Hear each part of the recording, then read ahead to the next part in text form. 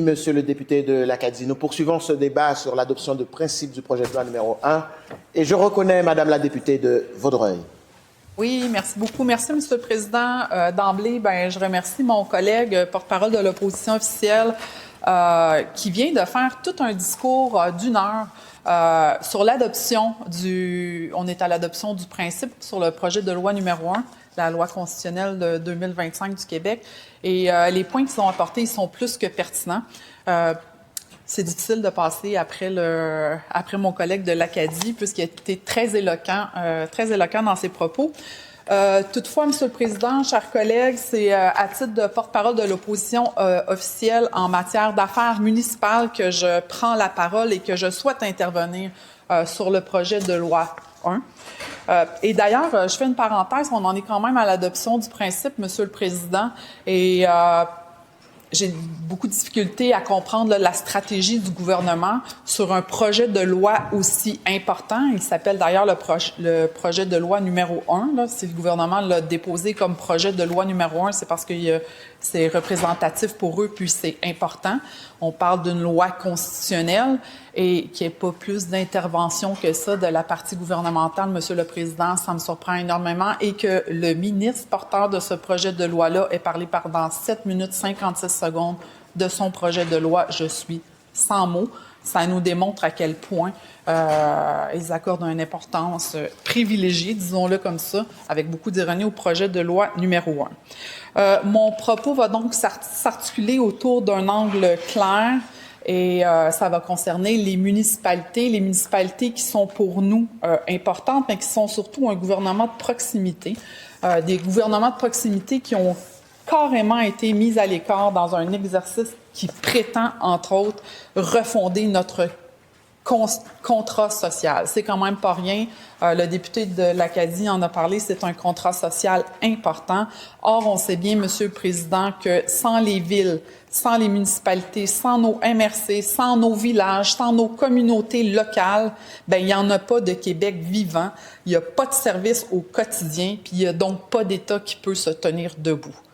Donc, je suis d'avis que nos municipalités, que nos gouvernements de proximité auraient dû être consultés préalablement au dépôt du projet de loi numéro 1 et non pas être simplement invités à venir faire des courtes allocutions.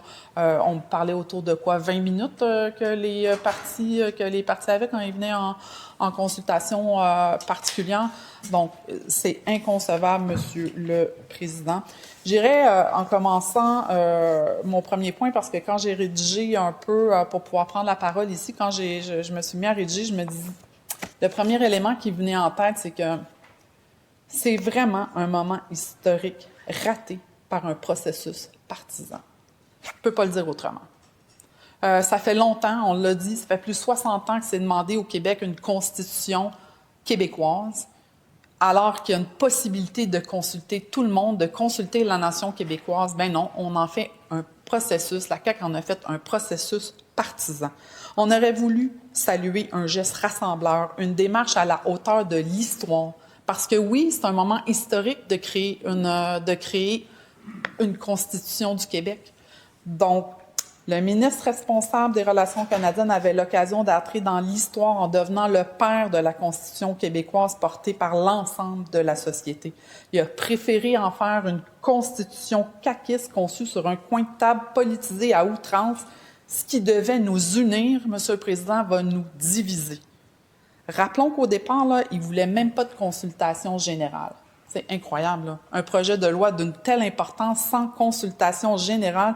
Il a fallu de la pression de toutes les partis de l'opposition pour qu'ils rouvrent la porte. Puis encore, là, un petit 30 minutes par groupe, c'était moins que ça, là.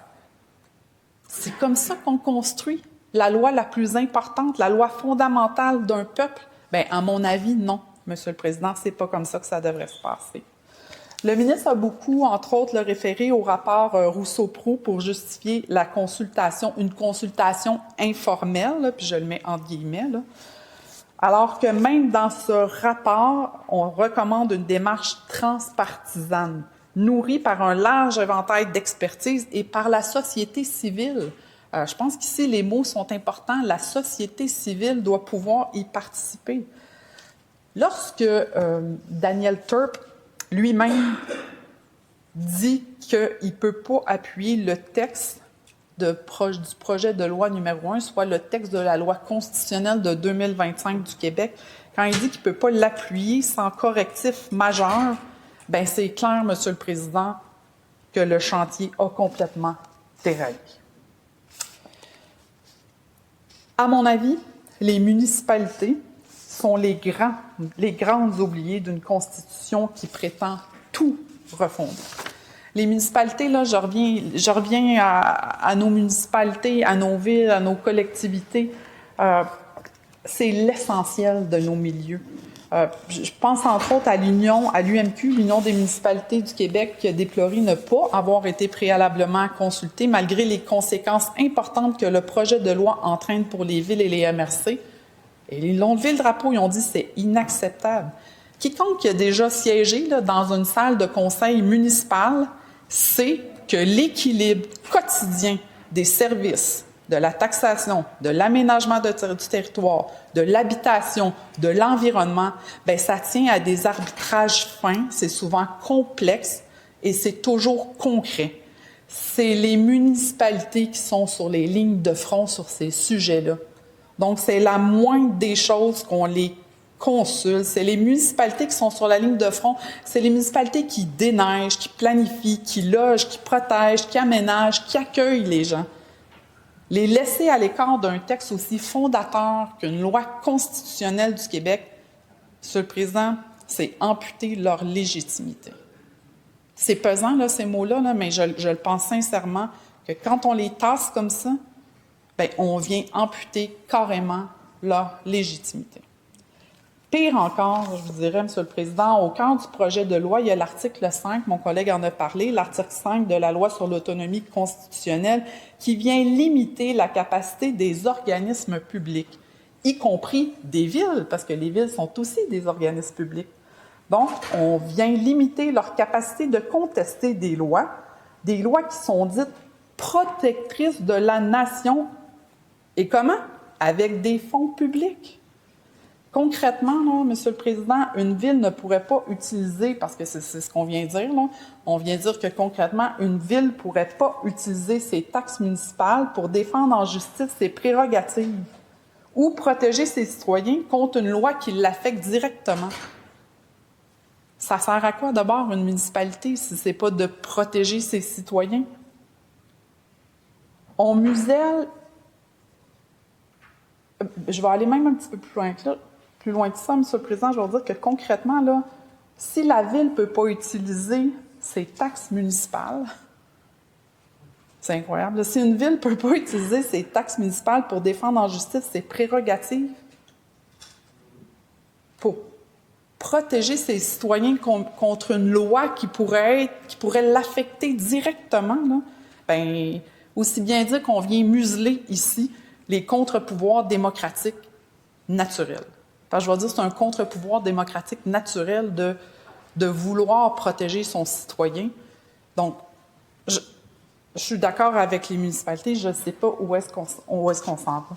L'UMQ, puis il y a d'autres intervenants qui sont entre autres opposés à cette mesure, puis ils sont opposés haut et fort, Monsieur le Président, on les a entendus, ils sont venus en commission parlementaire, ils ont réclamé entre autres que leurs membres soient exclus au nom de quoi? Au nom de l'intérêt public. C'est quand même pas rien, c'est fort. Puis ils ont raison. Restreindre l'accès aux tribunaux, bien, c'est affaiblir la démocratie municipale. C'est, entre autres, frapper le portefeuille, c'est bâillonner la parole de nos citoyens, de nos municipalités. Je pensais jamais dire ça d'un projet de loi. Ça fait 12 ans que je suis ici à l'Assemblée nationale, puis je pensais jamais me lever puis en arriver là à dire qu'un projet de loi vient museler des droits, qu'un projet de loi vient restreindre l'accès aux tribunaux. C'est incroyable, Monsieur le Président. Puis, qu'est-ce que le gouvernement répond? Qu'est-ce que le gouvernement répond aux municipalités? Qu'est-ce que le gouvernement répond à l'UMQ? Qu'est-ce que le gouvernement répond? Que c'est pas grave, là, il y a juste peu de lois qui vont être visées. Puis que les organismes, là, ben, ils pourront payer de leur poche. Mais voyons, M. le Président, ça n'a aucun sens, là. Chacun comprend que dans les faits, là, on attaque l'accès à la justice. Impensable, là, en 2026, ici, au Québec. Surtout pour les acteurs locaux dont les budgets sont déjà serrés.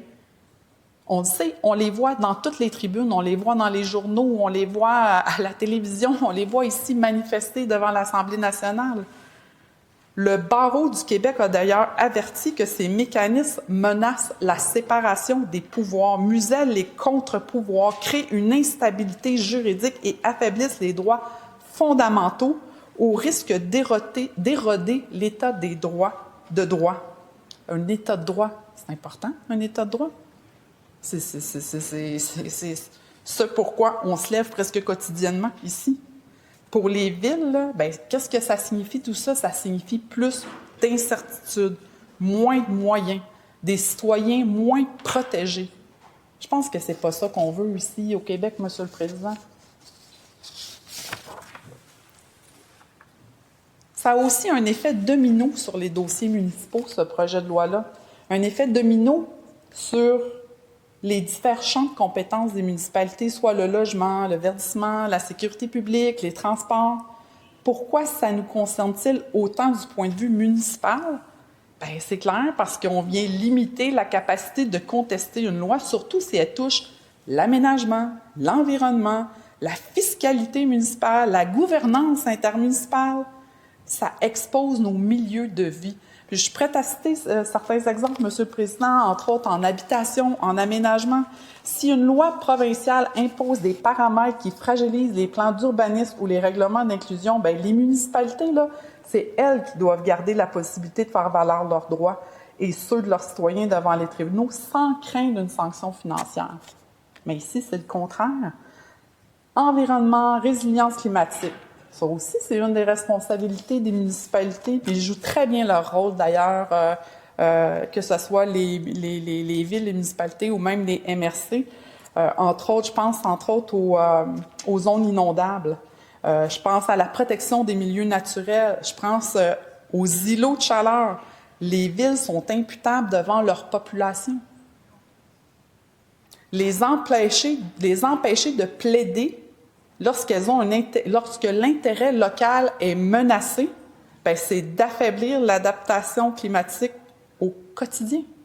C'est quand même pas rien, là, ça vient restreindre tous ces droits-là, sans parler évidemment, M. le Président, de la sécurité publique et des biens collectifs, des enjeux comme la sécurité routière, la cohabitation urbaine, la gestion des grands événements. Ça nécessite un cadre juridique clair et la possibilité d'arbitrage judiciaire lorsque survient des conflits normatifs.